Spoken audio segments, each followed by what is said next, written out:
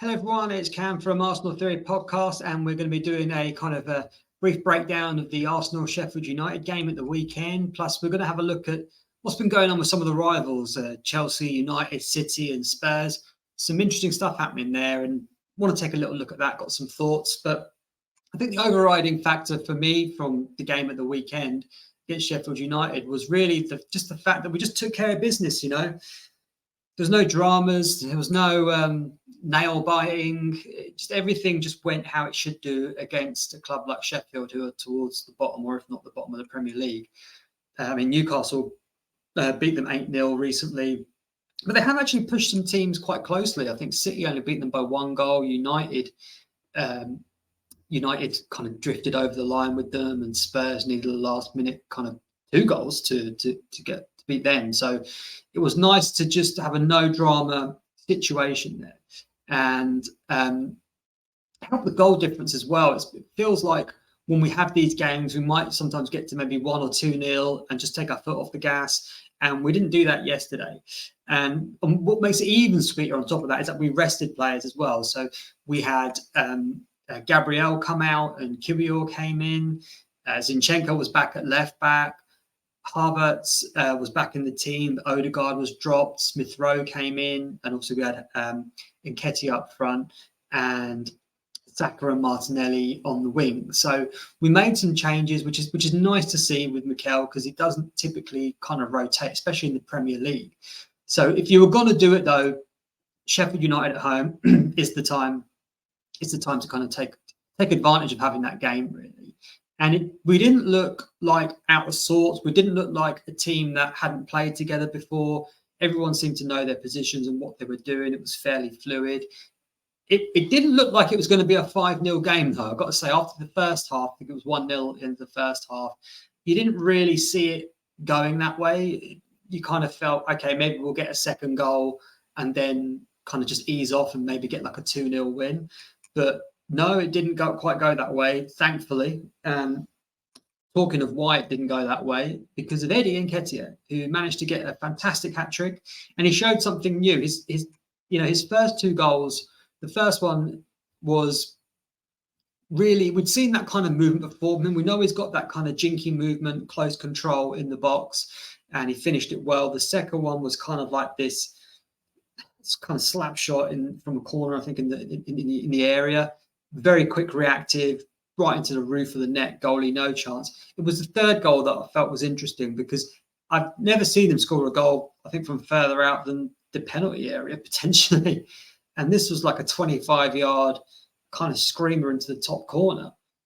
And not only do we not see him score goals like that, we don't see him take shots like that. He's very rarely in that kind of position. So it was nice to see. It's nice to know he's got that in his locker. And Arsene Wenger was talking about Eddie Nketiah, because he also used to manage him, and he was saying how he's very, very, very good finisher, and he has very low backlift. And that low backlift comment, it reminded me of, and I think there are similarities between the two, an ex-Chelsea player called Jimmy Floyd Hasselbank, Dutch striker, really, really incredible striker, very, very stout, very powerful, very low centre of gravity. You couldn't really push him off the ball. He could kick a ball. He may even have the most powerful shot in Premier League history. I'll have to check that out afterwards. I think he might have the most powerful shot in Premier League history. Very little backlift required as well. He could just put his foot through the ball, and a really, really good finisher. And I kind of thought, I hadn't put the two together. But actually, yeah, Eddie and Jimmy Floyd Hasselbank, they do have a lot of similarities. They both kind of got that. They've both got a similar build, both very quick, can generate a lot of power in a shot with little backlift. And they both have a bit of kind of arrogance about them, that they deserve to be there and that they are the man. Eddie never really had that before, but I feel like he's getting more and more of that as time goes on, which is part of getting older as well, I suppose, and having success. I mean, this hat-trick, it can only really do wonders for his confidence. So it's really, really nice to see. And I don't know if it gives Arteta not a headache, but a question. There's been rumours we're looking at going for Ivan Toney in the winter. Is he still going to do that? Is a hat-trick against Sheffield United enough to go, okay, we don't need to bring another striker in? I don't know the answer to that. but the club really do seem to back him a lot. So I would be surprised if we did that in the January window, actually. But anyway, really fantastic from Eddie, and yeah, long may it continue. So also a great week for Tomiyasu as well. He played really incredibly well against Seville away in the Champions League. Really showed Zinchenko what a left back can be, and he didn't play on Saturday, which I think was good because he's been injury prone over the years as well, and keeping away with Japan. He's done Seville, so this gives him some time to get some rest. Potentially, he's getting very close to being our first choice, though. I think our first choice left back. So I do believe it was a rest today, and but he came on and got a lovely kind of goal towards the end of the game. It's fantastic for him. His first goal for Arsenal. I think he might have had some friends or family over from Japan as well. So just a double nice ending for him there. So I wanted to give him a little shout out. Moving on, my favourite player, ESR, Emil Smith Rowe, got his first start in the Premier League in, I don't know how long, it was like 500 days or something. It was a long time. And I thought he had a good game. I can't say he had a great game, but I don't think that was, I think that was almost by design, really. I feel like he had been given specific instructions and he stuck to them very closely. But also, he was getting into some really good positions, just some very good forward advanced positions, and wasn't getting picked out. I don't know if it's because he's not demanding the ball, he's not shouting for it, because you can't really tell from watching it on the telly, or if it's just that he's been out of the game for so long and the players just aren't used to, they don't know where he's going to be on the pitch. So no one's playing like a blind pass knowing that Smith Rowe is going to be on the overlap or the underlap. So, and he wasn't playing on the same side as Saka, which was a bit of a shame in my opinion. I would like to have seen him with Saka because I think them two together, they're better together. You know, they really do multiply each other's values, so to speak. So, but firstly, he looked fit, right? He looked fit. He looked like he could play football. He didn't look out of place. He wasn't making mistakes. He wasn't giving the ball away. He was playing everything more or less first touch, first time, keeping things ticking over. He got an assist for the Eddie third goal and looked dangerous through the game. But like I said, there was 3 or 4 times he was making some real nice runs. And for whatever reason, Martinelli wasn't popping him through, or Zinchenko wasn't putting him through. And I'm going to come on to Zinchenko actually in a bit. But I feel like he kind of did maybe play within himself a bit, but I do wonder if some of that is instruction from Mikel. And one of the issues I had with Zinchenko was that I felt like he was trying to kind of hog the game a bit too much. You know, you're a left back at the end of the day. And he was really, I know he's an inverted left back, so he comes in, but he was just doing it all the time. I mean, he was ending up like playing 1-2s with Saka at times in the game. So they're opposite sides of the pitch. And I do feel like that kind of smothered a lot of the work that Smith Rowe was able to do. So, yeah, Zinchenko's, I think he's kind of not falling foul, but I think a lot of the fans are just kind of looking at him a bit like he's got kind of main character syndrome. I don't know. But it felt like he was trying to have too much of a influence over the side. I felt from the position that he's in, you know, it's hard to do that from left back. So, and there were other players on the pitch who were capable of doing that. But hey, what do I know? Like some guy watches the games online. I'm not a manager. So, but it was just nice to see Smith Rowe come in, hold his own, actually get picked. Because one thing is, Arteta will not pick you if he feels you're not giving it in training and you're not at the level. You know, he's just not going to do it. And that's probably why Smith Rowe has hardly played. But now the games are coming thick and fast. He's having to make changes. Odegaard needed to come out because he's had a shocking time the last 2-3 weeks. He's also played a lot of football. And Mikel did touch on that. He said, you know, he's had a lot of minutes. He's been carrying a little something. So he's took him out. It'd be interesting to see if Odegaard starts against West Ham on Wednesday. I suspect he will. But I hope Smith Rowe gets to keep his place. I really do hope he gets to do it, because he's not going to start Smith Rowe away at Newcastle. As much as I'd love it, he's just not going to do that. So get the games in now for Smith Rowe, and maybe if he does something, maybe he can do it. But the fact is, he looked fit and did what he needed to do. So that was nice to see. Fabio Vieira came on, got the penalty at the end. I think he just had a baby, which is why they let him take it, because he put the ball under his shirt. So that's nice for him. And overall, what I would class as just a great day at the office. You wish every week could be like this. Unfortunately, it's not. And we seem to come out with it without any injuries. Having said that, though, Martinelli was getting whacked all over the place. Just, I don't know if there's a way he can kind of manage being tackled better. He always just seems to get kicked on his ankles. And I don't know if there's a way he can defend himself a bit better with the positioning of his body or whatever, but he took 2 or 3 real big hits. And each time he's on the floor, he's rolling around, he's got his arms up in the air and stuff. And you're thinking, oh boy, he's going to have to come off here. And then he kind of gingerly gets up. So but it didn't look like he was play acting. And the same kind of sort of happens with Saka as well. Just another quick shout out for Declan Rice. It's just expected of him now, isn't it? It was just incredible as always. Just he really does snuff out the counter attacks. Someone said online that one of the ways Arsenal have changed is that last year, if we lost, we gave a lot of goals away in transition, so we'd lose possession, and the team would counter attack and score. And that did feel like it happened a lot last season, and this season, at the beginning, it happened a couple of times. It happened with United, where we lost the ball and then they just hit us on the break and scored.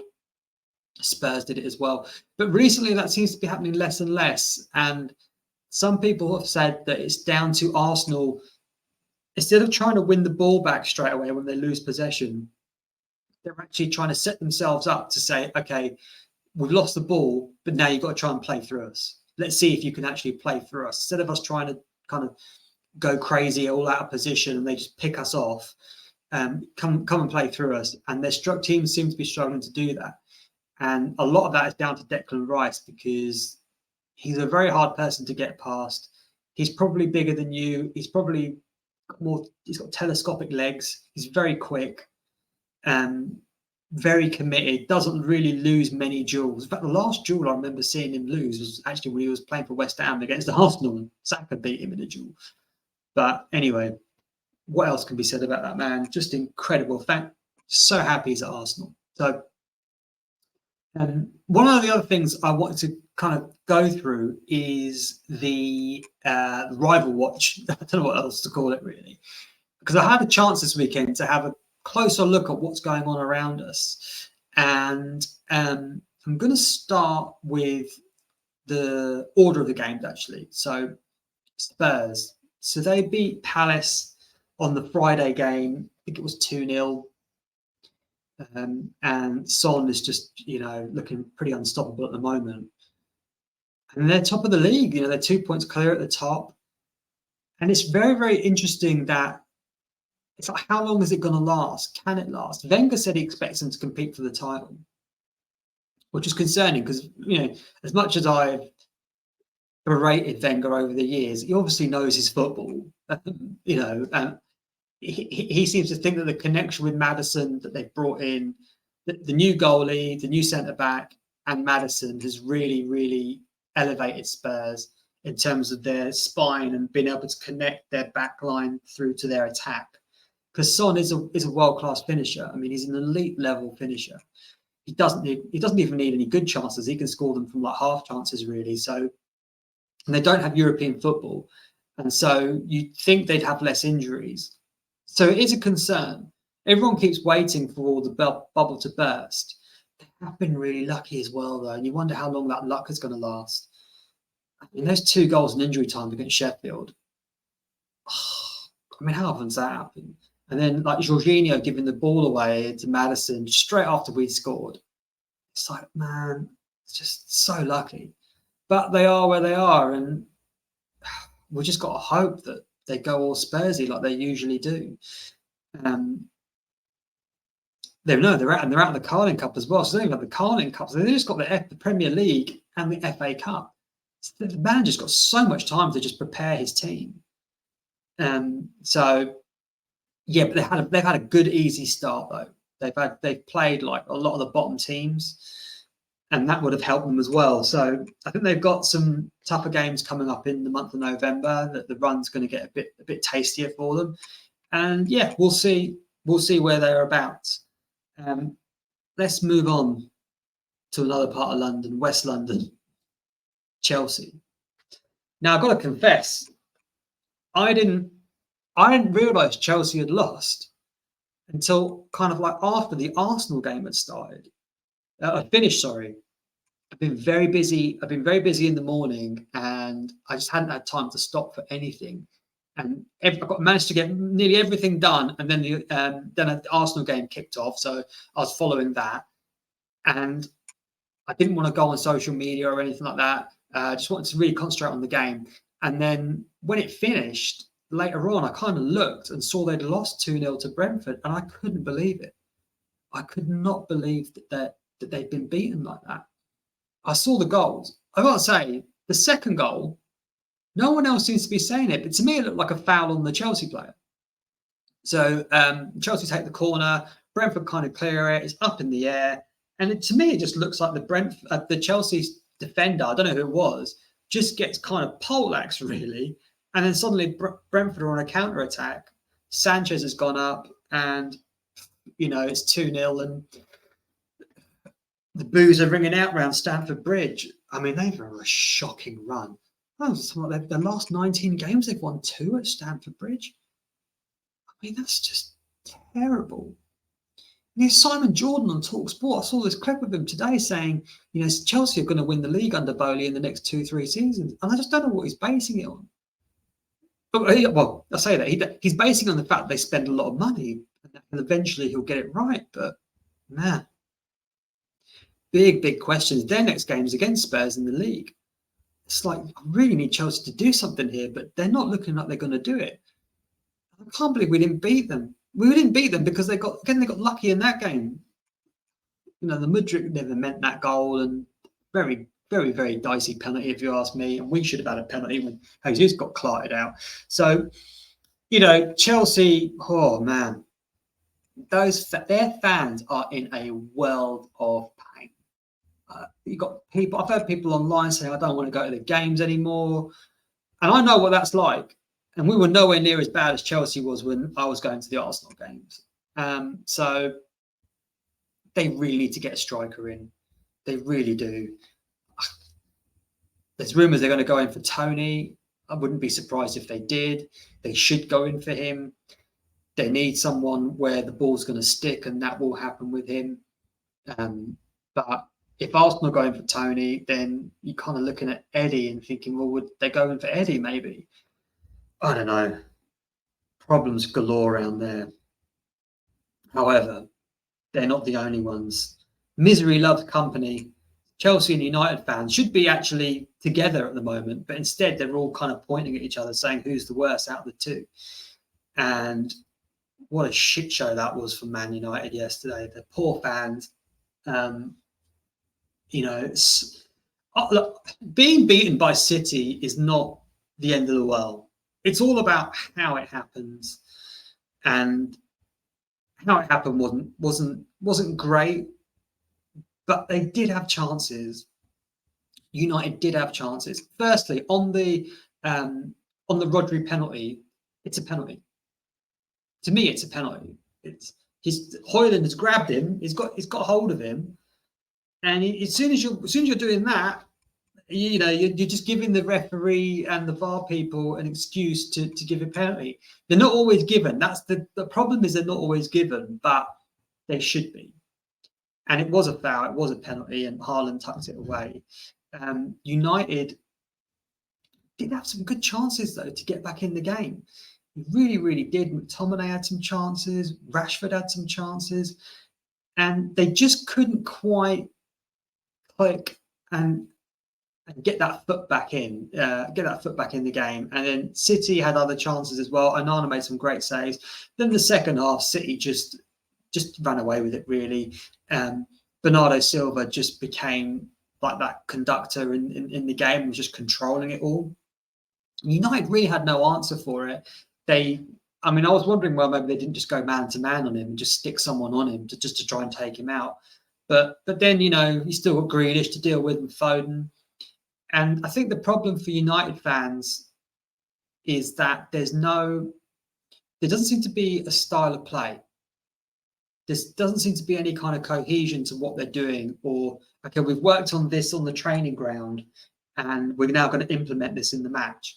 For the last kind of 5 years I've watched United, they've basically been a counter-attacking team, essentially. Counter-attacking and high-level elite finishing with the likes of Fernandes and Rashford. But that would only get you so far. And you need more than that. And they don't have it. I mean, the centre-back pairing was Maguire and Evans. Now, I think Harry Maguire gets a bad rap. I don't think he's as bad as people make out. And I certainly think he's good enough to play for this Man United team. But, Johnny Evans, 35, shouldn't be starting for Man United in a Premier League game against Man City. Something's gone wrong if that's what's happening. Anthony and Garnacho on the bench. Sancho, in fact, that reminds me, actually, I've got this stat that I want to share with you, which I couldn't quite believe. I couldn't quite believe when I saw it. So let's get this up on here. Look at this. Look at this. Let me get rid of that.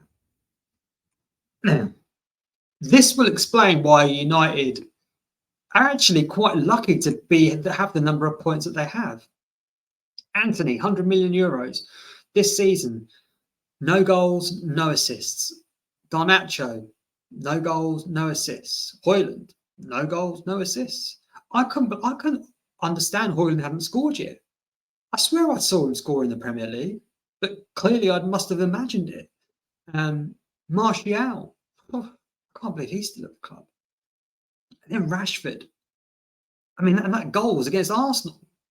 Makes me sick. But then Sancho. No wonder Sancho's upset. Getting blamed. He's done as well as the others have with hardly any of the minutes. So, if you've got that kind of output from your front line, then you're always going to struggle.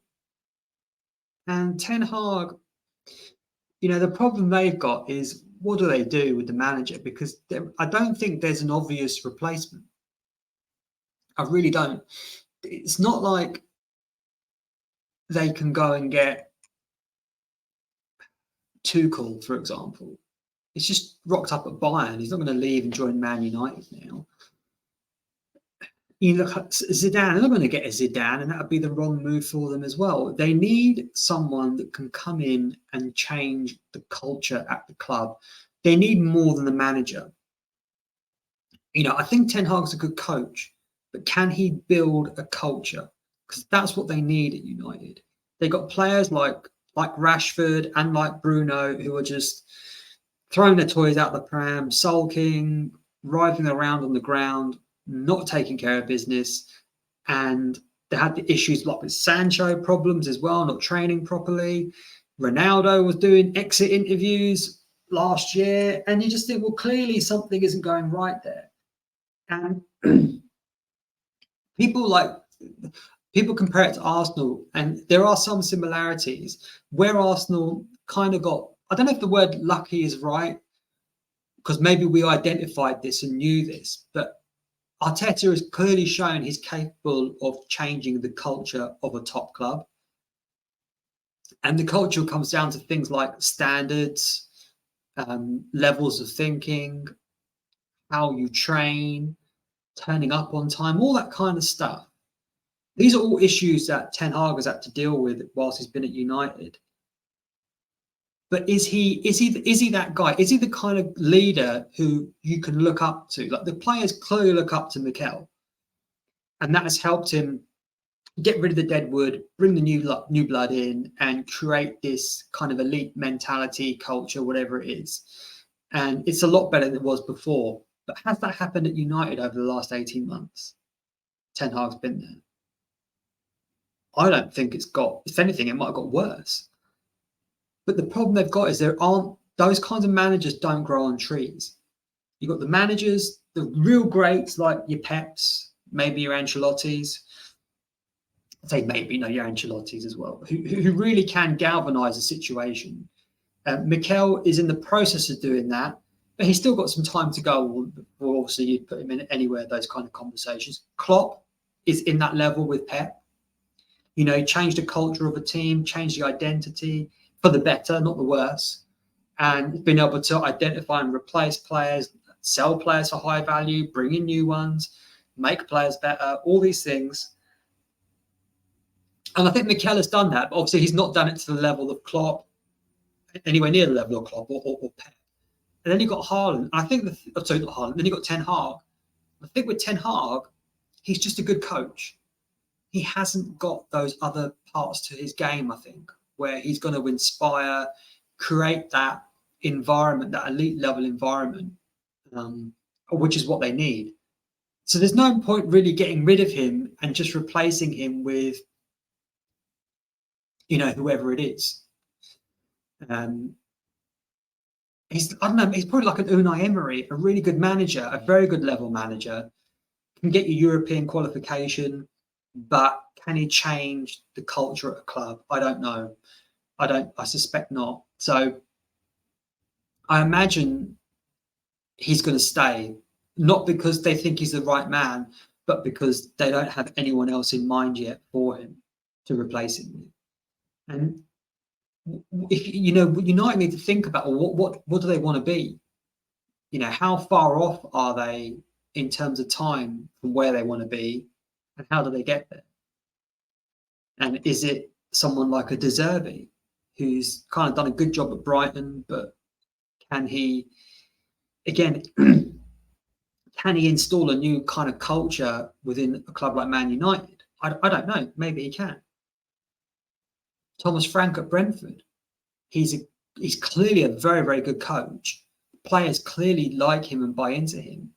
But can he take that step up at a club like Man United? I have a feeling the person to do the job is probably not an obvious choice.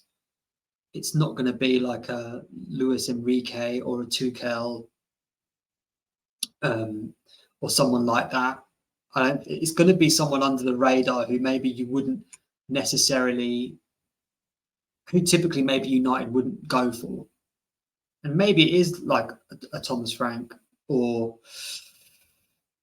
who knows? But this is just me. This is why I think Ten Hag is safe, because there's no real obvious candidate out there to replace him who can build that culture within a huge company like Man United, because those guys don't grow on trees. And it's why it's so important when they do come available, you have to be cutthroat and get those guys in. You know, when Pep was available and Arsenal was sticking with Wenger, I was just pulling my hair out. And then when Klopp was available and, you know, we were sticking with Wenger, I was like, I can't believe we're just letting all this talent, all this managerial talent just pass us by. So, and United were the same. United stuck with Van Gaal and whoever else they had at the time. And you're like, well, what are you doing? You should have binned them off and got one of Pep or Klopp when the opportunity presented itself. But, you know, one of those things. So let's see if we can just, I just want to see if I can get something else up. I want to get the Premier League table up. So let's have a look what we got here then. Yeah, that's definitely up. So Tottenham top, 26 points.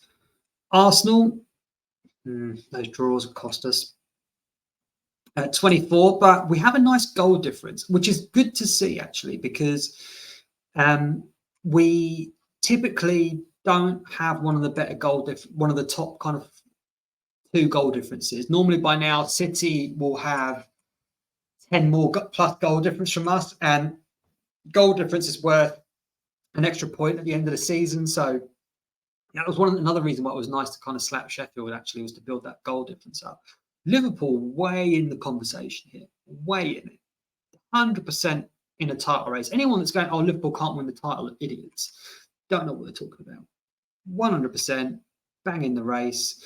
One to keep an eye on. Man City, you know, for all the talk about Man City not being as good as they were, they're still, you know, they're still right up there with Arsenal and Spurs. So I'm not really seeing a massive drop off there, to be honest with you. Villa, I mean, I did a little jab at Unai Emery there, but you know, they've won 12 home games on the trot. That's an incredible run. I mean, the last 5 games, they've won 4, drawn 1. Oh. So that's really bad for teams like Newcastle, United, Chelsea, trying to close that gap and get into the top 4. And let's look at United here. So they're on 15 points. So I mean, the Champions League is going to be probably top 5 this year, not top 4. So they're still well within the conversation, but that goal difference -5, that's not going to help you. That's not going to help you. And stealing games like they did against Sheffield, like they did against Brentford and Wolves, there's only so many times you can go to the well and get water out. Eventually, it's going to catch up with you, and I think that's maybe happening to them now. Even during the week against Copenhagen, you know, last-minute penalty save by Onana. So let's have a look at Chelsea here. Where are they? They're down in 11th on 12 points. I mean, my word, that's shocking. That is. I mean, all that money, just what a disgrace! What a disgrace! What's their goal difference? Chelsea goal. It's mad though that Chelsea have got a +2 goal difference. They've actually got a better goal difference than United. So Arsenal. I mean, yeah, we've got double the points of Chelsea by now. Wow. Crazy how quickly football can change. And each week, the predictions around Chelsea seem to change as well, don't they? It's like, they're going to get relegated out. They're going to finish bottom half. They're going to get Europe now. It's like no one knows exactly what's going to happen there, but it's a bit of a roller coaster for those fans. So, yeah, I don't often talk about the other teams. I'm probably going to start doing that a bit more because I do enjoy it, especially when they're doing crap. Because, you know, when Arsenal were shite, everyone was poking fun at us. And to be fair, I'm not really poking fun at the likes of, well, I can't really poke fun at Spurs for the moment. They're top of the league. But, you know, Chelsea and United, it's not a case of poking fun at them. I do smirk slightly because not all of their fans, some of their fans are quite deluded. One of my best friends is a United fan, Dalvinder, you probably heard me talk about before, and he's pretty switched on United fan, you know. And I was texting him during the City game, just asking questions about why is the manager done this, why is the manager done that, and literally all of his replies were just like the emoji of the guy going, I don't know, like that. So yeah, he's Ten Hag out anyway. So look, oh wow, we've done over half an hour, so I'm going to leave it there. I hope you enjoyed the show. Should be back for covering the West Ham game during the week. I'm debating about whether to start doing some watch-alongs. It's no, it takes a lot of time, doesn't it? And I'm not sure how entertaining it would be for anyone, but it could be a bit of fun. So there's no harm in trying, is there? I suppose. So I might start doing some watch-alongs. But listen, if you enjoyed the video, please like, please comment, please subscribe, and I'll see you in the next one. Thanks very much. Bye.